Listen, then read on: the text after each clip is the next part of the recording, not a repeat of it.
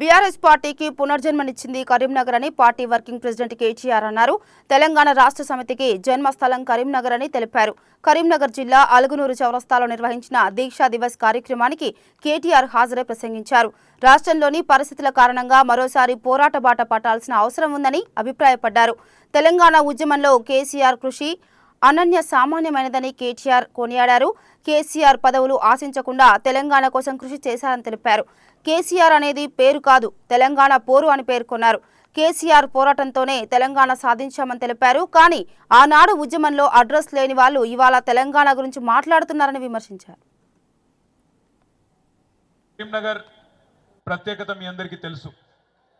తెలంగాణ రాష్ట్ర సమితి అనే పార్టీకి జన్మనిచ్చిన పురిటిగడ్డ కరీంనగర్. ఆనాడు 2001 మే 17 నాడు కరీంనగర్లో జరిగిన సింహగర్జనతోనే సింహం లాంటి నాయకుడు కేసీఆర్ గారి గురించి దేశం మొత్తం తెలిసింది అంటే దానికి కారణం ఈ గడ్డ కరీంనగర్ అనే విషయం నేను మీకు గుర్తు చేస్తున్నా.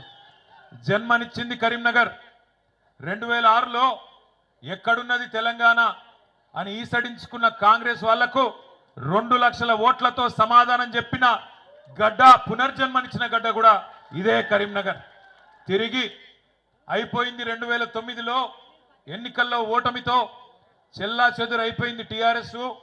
ఇక తెలంగాణ వాదం ఉండది, తెలంగాణ రాష్ట్రం ఇక మర్చిపోవాలి అనే సందర్భంలో మళ్ళీ ఇదే కరీంనగర్లో ఆనాడు కేసీఆర్ గారు రణనినాదం చేసి నిరాహార దీక్షకు బయలుదేరితే, నా శవయాత్రనో లేదా తెలంగాణ జైత్ర యాత్రనో అని బయలుదేరితే ఇదే అల్గనూరులో మళ్ళొక్కసారి ఆనాడు బ్రహ్మాండంగా ఉద్యమానికి ఊపిరిపోసిన కరీంనగర్ గడ్డకు వందనం, కరీంనగర్ బిడ్డకు వందనం.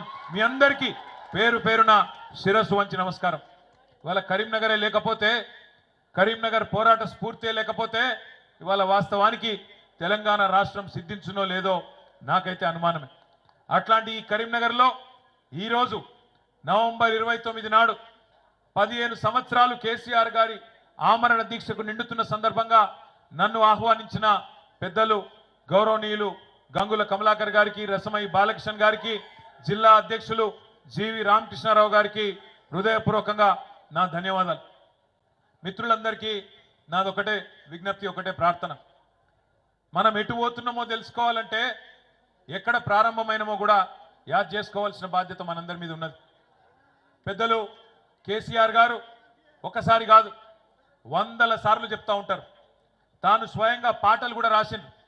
ఎందుకంటే 1948 నుంచి 56 వరకు 8 ఏళ్ళు ఒక ప్రత్యేక రాష్ట్రంగా ఉన్న తెలంగాణ, ఆనాడు పేరు వేరు కావచ్చు, హైదరాబాద్ రాష్ట్రం పేరిట 8 ఏళ్ళు ప్రత్యేక రాష్ట్రంగా ఉన్న తెలంగాణ ఆనాడు ఇష్టం లేని బలవంతపు పెళ్లిలో భాగమై ఒక అమాయకపు పిల్ల పెళ్లి ఒక అతి హుషారైన పిల్లగాంతో జరుగుతుంది అని స్వయంగా ఆనాటి అప్పటి ప్రధానమంత్రి జవహర్లాల్ నెహ్రూ గారు నిజామాబాద్లోని ఖలీల్వాడి మైదానంలో చెప్పిండు.